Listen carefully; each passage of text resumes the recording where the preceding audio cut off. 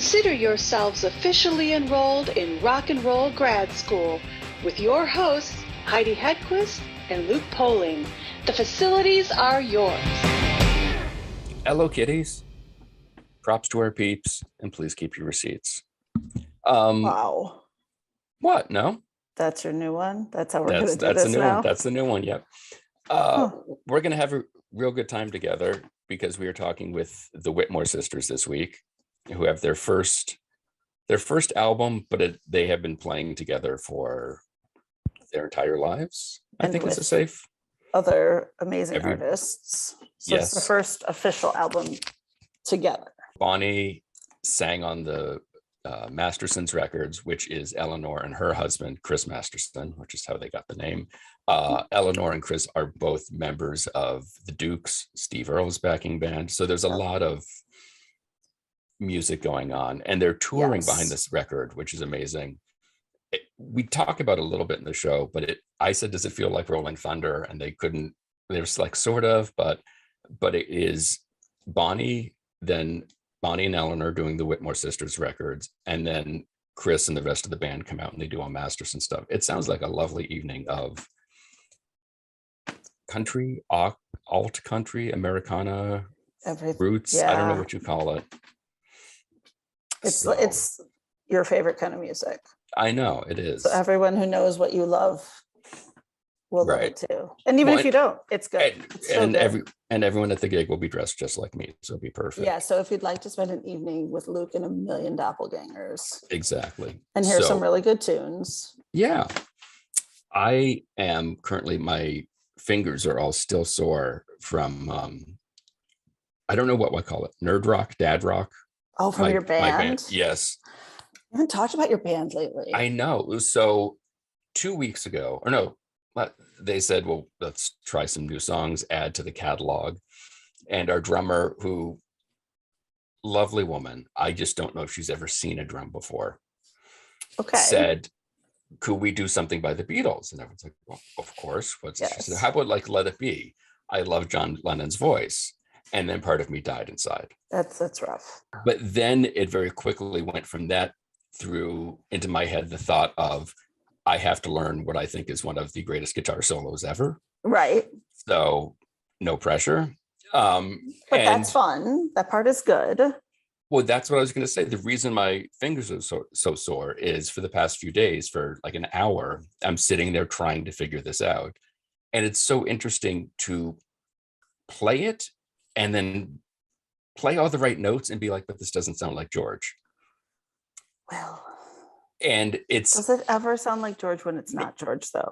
No. And I think it really goes to show sort of how much of somebody's personality goes into their music in a way that you cannot quantify. Right.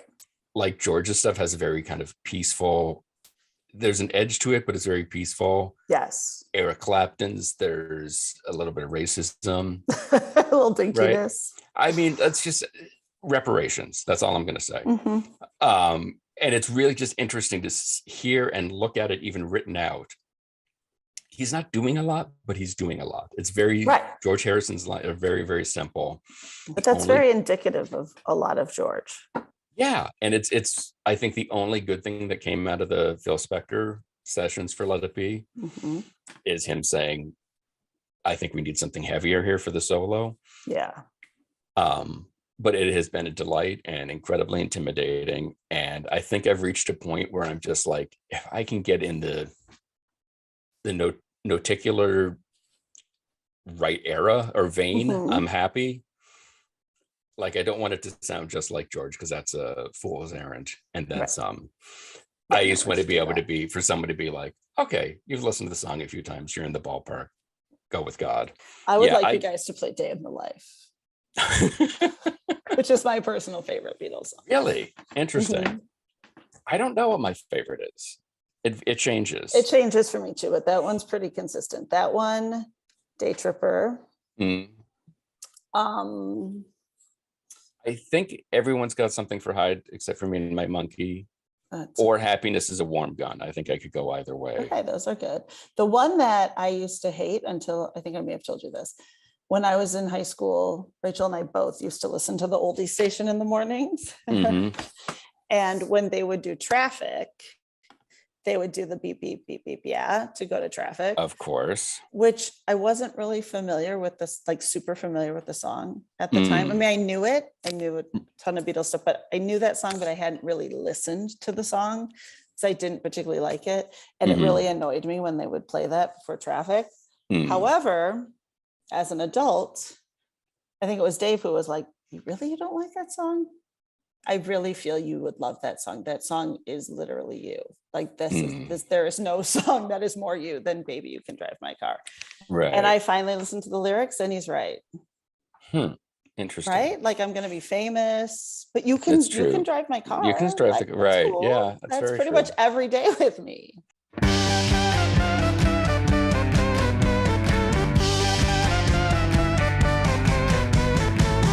Every day I'm staring at the ceiling. My mind is sending new feelings down. We're in Austin. Very nice. Yeah. So Radio shows while we're here, and looking forward to seeing some folks tomorrow night out at Guero's, so that'll be fun. Oh, Guero's, that's lovely. Very fun. Are you guys playing the outside by the giant tree? Oh, it's lovely. The live oak garden is best. Yes, that's very, very nice. I'm sure one of the things you both love is when people hear the art you've made and then make generalizations about you. It's our favorite. Oh, perfect. So I'm going to assume that you don't care for the Paranormal Activities films. Oh no, I love that. Especially if we're talking about like Wellington Paranormal, like Okay. watch that show at all? So good. No, I need to. Yeah. It's a New Zealand show, actually. You can get it on like HBO Max or whatever. Oh, perfect. It's like X-Files, but funny. Oh, that's perfect. There we go. Yeah. Well, because I think listening to the record, it seems that, reading the materials and stuff, a lot of the songs are about people who have passed, people who were important to you in past relationships and stuff. But really, the way you talk about them and incorporate their stories into the album, it's very positive in that I get the sense that you're sort of treating it like, well, they're still around in some form. They may not be here. Yeah, that they're somewhere out there in the ether, and they have some sort of say on input on what you're doing now. That's why they're ghosts, Luke. Oh. Hence the title. I'll show myself. Out. No, sorry. Like we want to share the stories of our friends and keep their memories alive through song. I mean, that's one way that you can tell the tales. It doesn't have to be something that you tell around a campfire to scare everybody. But it is about loss and kind of going through that process. So, as this first official collaboration, why was this the subject matter, which is so beautiful and I tease Luke, but like everything, I love like thinking of ghosts as more than just Casper. But why was this the area that you said this is where we need to start? This is the collaboration we need to do. Well, I think the starting point was the song "The Friends We Leave Behind," and that was written for George Reef, who played bass on the first 3 Mastersons records and played bass on Bonnie's first 2 records. And he was a really great musician in Austin. He played with Courtyard Hounds and Chris Robinson and the Brotherhood. And so that was kind of like the starting point, the first song that we wrote in that pile. And then we had a few others that kind of kept adding up. I mean, not all of the songs on the record are about dead people. Obviously, some songs could be more interpreted as like the ghost of my love life. Of course, yeah. Yes, exactly. Yeah. But it's also about like, I think we've all collectively had a lot of loss that we've gone through, either by form of people that we admire. I mean, even the loss of Betty White, who we've, was a couple weeks ago, was gutting, and I don't think that anybody's escaping that at this point. And I think It's universal. I think that we spend a lot of time trying not to think about death and not wanting to confront that. And I think that does a lot of disservice and discredits the people that aren't there with us anymore. I think that's how we carry on and we share their stories and, keep them with us, even if they aren't here on the same physical plane anymore. At what point did you realize that you had the songs for a record? Did you write 11? Or I'm assuming there's others that, oh, this just doesn't fit what we're trying to do with this. What was the thing that made you say, these are the 11 that we want to put out there as a collection? Right. We have to say that, like, this is really Chris Masterson's push. I wanted to come and visit and hang out in LA. I was getting stir crazy and I was like, can I come out and pod with you guys? And Chris was like, yeah, here's the caveat. You guys need to make a record. And we only had one song in the pile that we'd co-written together at that point. So she was coming out in a couple of weeks. And so we just started writing on Zoom and before she came, and then we cut about 8 songs on the first visit. And then she came back for a second visit. We wrote on Zoom in between and then finished up writing when she came out. So it was all kind of written pretty quickly. And so we wrote or co-wrote 9 of the songs. And then there's 2 covers on there, which are Big Heart, Sick Mind by Erin Lee Tashin and Erica Blinn.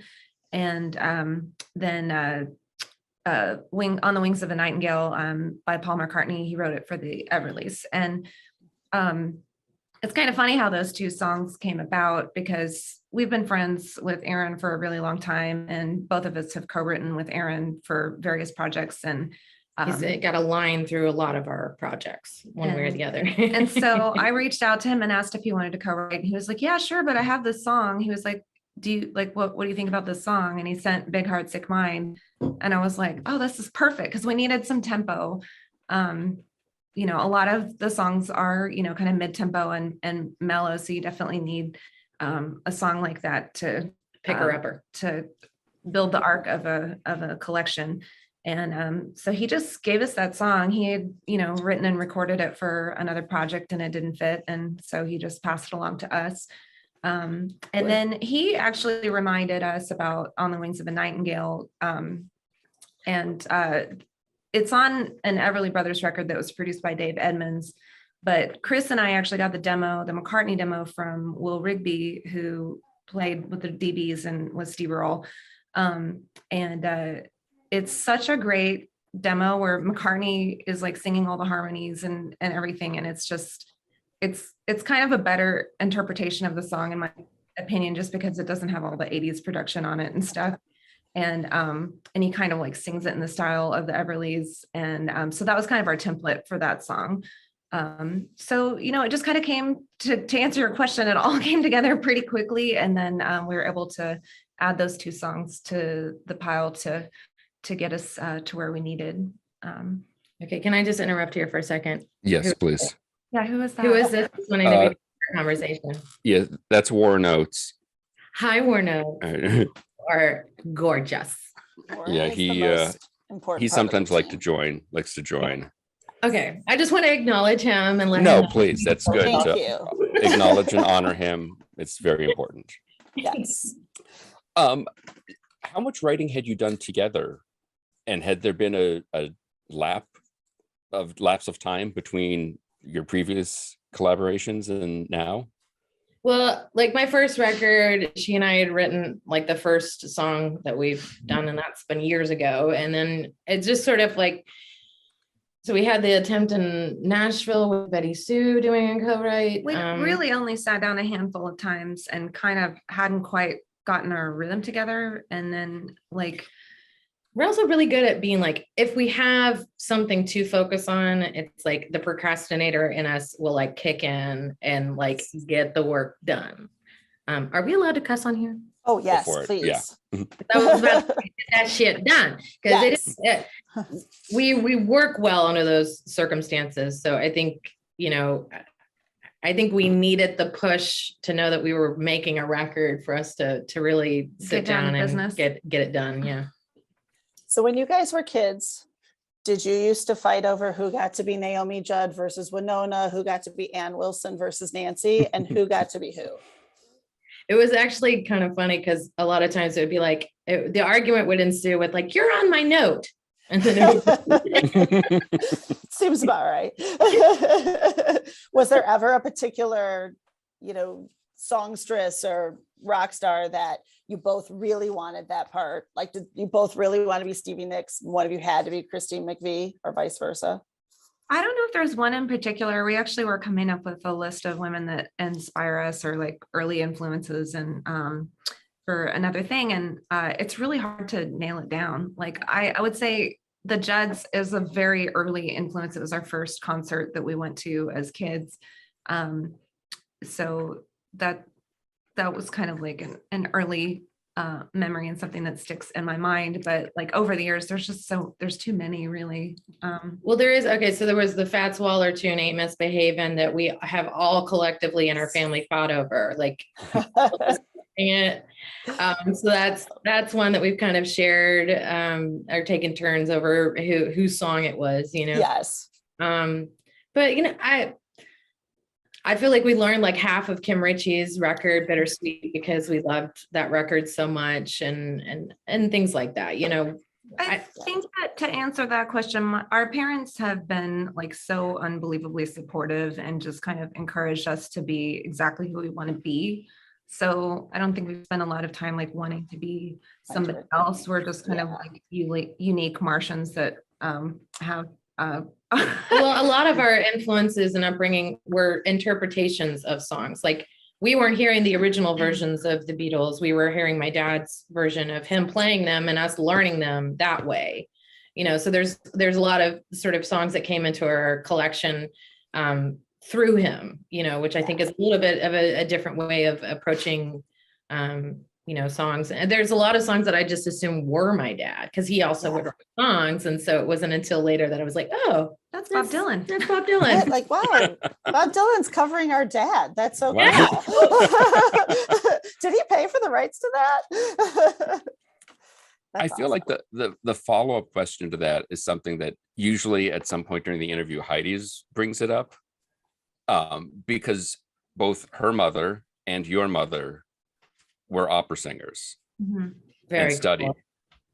Yeah. What is there anything from that particular training, which you don't normally see in most, pop rock country musicians, that from that having that background that you think makes you sound a little bit different than other singers?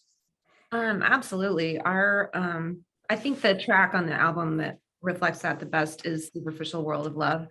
And our mom played the lead in La Traviata, and she was always giving lessons at the house and always performing and taking vocalizing, taking us to see the symphony, taking us to the opera.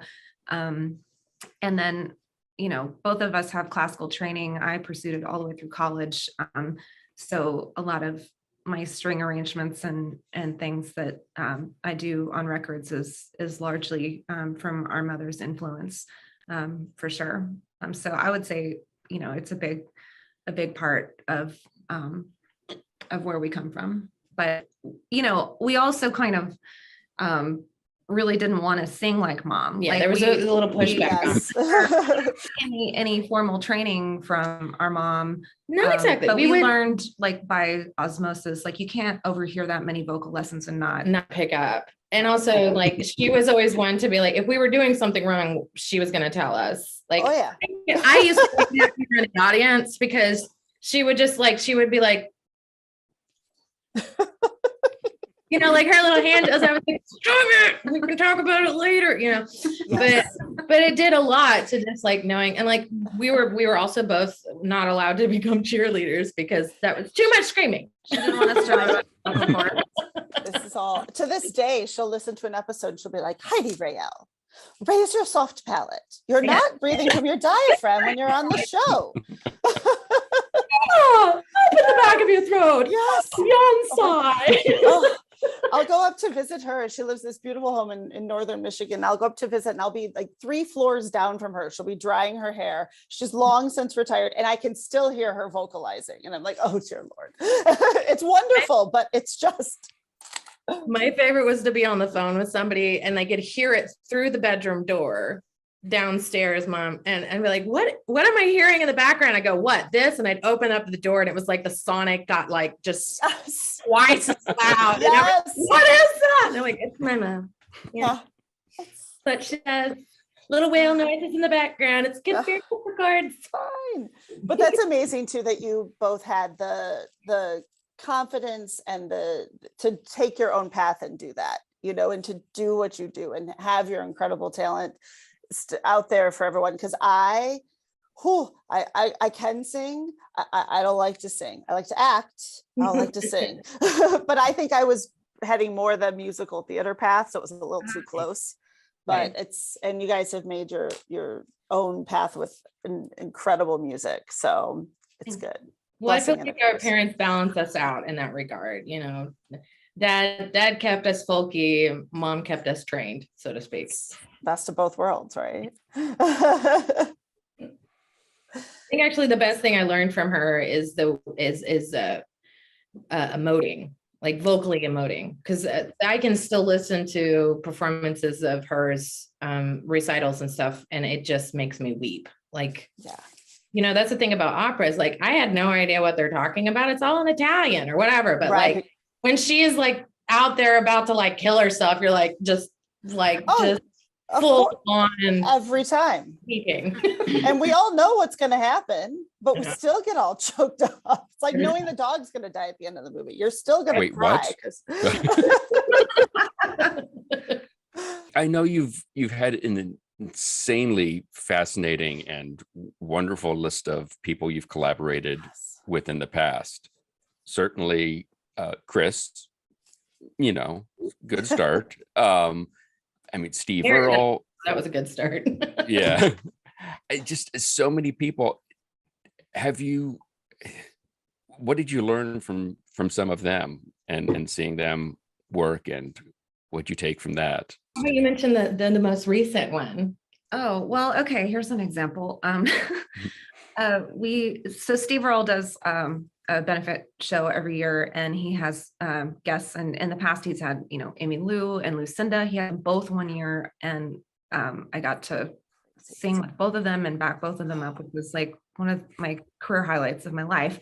But this year, Springsteen was his guest, and Springsteen was like, yeah, I want the Dukes to back me up. And so I got the song list like 4 days before the show and realized I was going to have to play all the piano parts on like Darkness on the Edge of Town and the Promise. No biggie. And like, that's not my main instrument. I did happen to focus on that during quarantine. So I was like, I think I can pull this off. But, you know, so I was pretty nervous going into it, but just like really, you know, doing all my homework and getting ready. And then like when he showed up for sound check and then also just for the performance, like I have never been on stage with anyone in my life that had that kind of energy. And I've played in an orchestra with Diana Ross. I've played like with so many different people, but Springsteen was just a whole other level. Like he was summoning energy from the core of the earth and like throwing it out into the audience, and they were just giving it right back. And it was the most powerful experience on stage that I've ever had. She's never smiled that much. I've never smiled in my career. So it was really incredible. But you know, I think you learn something from everybody that you play with. I enjoy being a side musician very much. I don't have to be center stage. And, you know, I've learned a lot from, you know, singing with Kelly Willis or just a number of people. You learn something from everybody.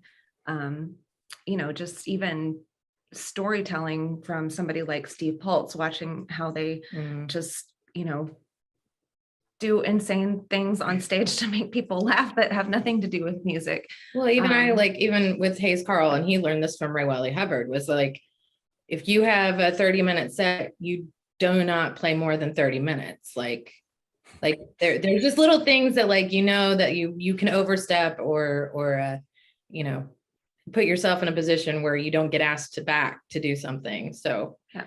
you know, I guess that's how you learn how to be a pro. I learned that silence is a really good tool to use from McMurtry, you know. And I know was that the show you did with Steve Earle and Springsteen. One, the video, it just looks like everybody on stage is having the greatest night of their lives, Springsteen included. Yeah. But What he said about Chris. Oh yeah, Springsteen sent Steve a text, and it was like, please, tell the Dukes they're amazing. Your guitar player is an exceptional treasure. Wow. So has Chris Okay, tattooed so that somewhere I was on gonna his say, body? Yeah. I know. I was like, he's gonna get that tattooed, like exceptional treasure. The box. like on a nameplate on his desk, Right. personalized license plate, Shirts. I mean, everywhere. treasure with an arrow pointing up at it. Right, and then in quotes, Bruce Yeah. Springsteen. You must be looking forward to getting out. Have you done a lot of shows recently other than that? Was that a one-off, or were you guys on the road? I don't remember. A one-off, and we also were there to make a record with Steve. It's been a little unstable out there. Like, when we all got vaccinated last summer, we went to work in June and it felt magical. We played a bunch of headlining shows, Mastersons and Whitmore Sisters and Bonnie, and kind of were able to start previewing some of these new tunes out this summer. And then everything started heating up in July and August out with Steve. And, it got kind of stressful out there. We had our pedal steel player out with Steve, ended up getting a breakthrough, and we just had to, kick him off the island and leave him in a hotel. And Yeah. all kept testing and carrying on. And no one else had a breakthrough. So we were able to continue the tour without any cancellations. And then But he was like the only one that booking agent, like everybody else had canceled dates, and Steve was one of the only acts that summer that didn't have any cancellations. And then I honestly can't even remember what we did for the rest of last year, but it was full. And then yeah, it's just basically, it's like we've it's more of like there have been gigs that then were taken away, and then there's been gigs and they got canceled, and or gigs it's a lot of pivoting. Gigs that maybe should be canceled, but you're going to do them anyway because you want the club to not go out of business. Right. And it's a little tricky because a lot of our fans aren't comfortable coming out. It's affecting ticket sales and merch sales and bar sales, and it's just we're making an announcement tomorrow that we will be rescheduling all of our European dates, which we're supposed to start after this weekend. And one of the fans who messaged like, "Are you still doing these? COVID is breaking our lives." Yeah. The most appropriate expression. He was a Spanish fan, but COVID is breaking our lives. And Yeah. I was like, yep, it sure is. We don't know if the Outlaw Cruise is going to happen or not. It looks like it is so far, but there's several boats that aren't coming to port, and the passengers are stuck for an extra week because there's a breakout, even though everybody was vaccinated and even though everybody did a PCR test before they got on board and a rapid test. So, it's really tricky out there. We're staying hopeful, but like really, we don't know if we're doing the show until we're actually doing the show at this point. And that's a hard place to be when you're trying to plan or do anything. So, what we can say is that what we are being asked to do and what we are hopefully going to accomplish is really great stuff. And we're really looking forward to all of them. Right. As if they actually come, we'll just have to wait and see. But I think it's just really tricky too, though, because like at our level, which is pretty mid-level, some of these clubs are pretty small. Some of the times we're selling the merch ourselves. There might be a mask requirement. Do people follow it? Are they, talking loudly over music in our face while I'm trying to sell them a record, without a mask? And, it's just, there's a lot of situations that we didn't expect to be put in a situation where we needed to be like a school monitor or something of that sort. Like I still have been trying to keep my residency going here in Austin. I do a residency at the Continental Gallery upstairs. And like this past week, I did it by myself, but I was like, basically anybody who came in without a mask on, I was like, do you have one?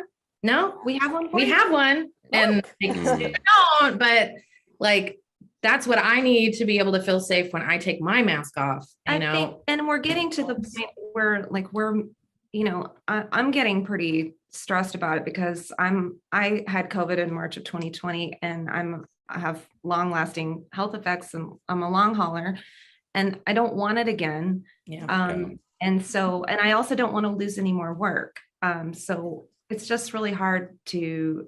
We want to be entertainers for everybody because that's what everybody is actually needing and wanting. But at the same time, I need them to help us maintain this. Keep And going. that means wearing a mask, and it's not fun, but it means, like you take a sip, you put the mask back on, you don't just, but it's hard when alcohol gets built into it, it's like your inhibitions completely go out. And, but until we're willing to be able to share a space and feel safe within it, like that's just where we're going to be until we can get through all this. So lots of dates planned. We're very hopeful. Good. Well, and I was going to say to focus on the positive side of it, assuming everything goes off as planned, it seems like a really cool night of music. Is it sort of going to be because it's all versions of your various groups, and is it going to be sort of a rolling thunder, or is it going to be a very separate 3 sets of music? Have you figured that out yet, or? We've gone back and forth. I think what we're planning on doing last summer, Bonnie did an opening set and then we kind of worked the Whitmore Sisters into the Masterson set. Although I did like the Jason Isbell quote. What did he say? Jason ended up showing up to our Tulsa show and because he tweeted, it's like, we went and saw the Whitmore Sisters with Chris Masterson. Perfect. I think Gets it. we have a lot of flexibility and can really put on a good show with really 3 acts. And in Europe, we will be with the full band, and obviously hope to do that stateside at some point. I think we're planning on having the Whitmore Sisters open, and then we'll probably at least work 1 Bonnie tune, or if not more, in the main set. So it's going to be fun.